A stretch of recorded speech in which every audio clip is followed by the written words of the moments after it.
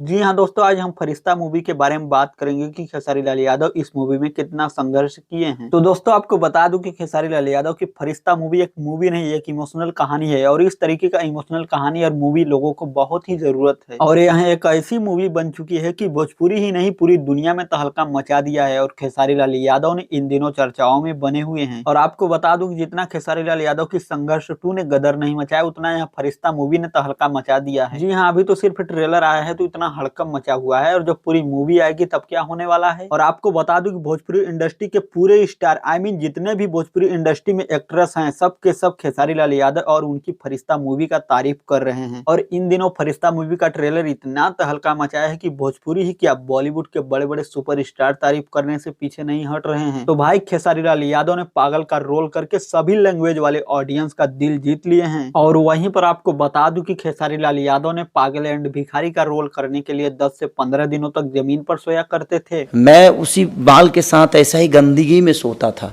मैं नीचे सोता था, मैं बिस्तर पे नहीं सोता था। थैंक्स यार, वेरी नाइस खेसारी भाई, आपका ये संघर्ष देखकर मेरे आंखों में आंसू आ गए। तो दोस्तों आपको बता दूं कि खेसारी लाल यादव ने 15 से 20 दिनों तक नहाया भी नहीं इस फरिश्ते मूवी को शूटिंग करने के लिए। जब तक मुझे पागल बनना था तब तक मैं नहाया ही नहीं था।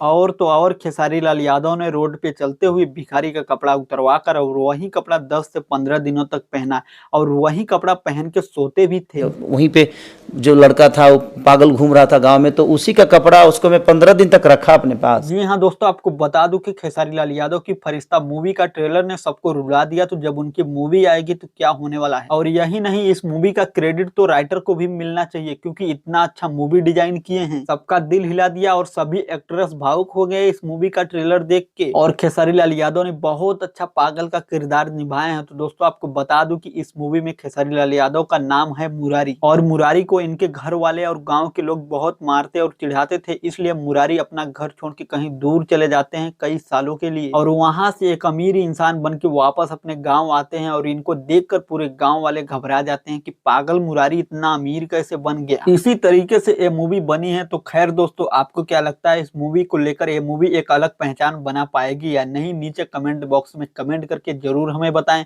और अगर आप इस चैनल को सब्सक्राइब नहीं किए हैं तो प्लीज इस चैनल को सब्सक्राइब भी करते जाएं।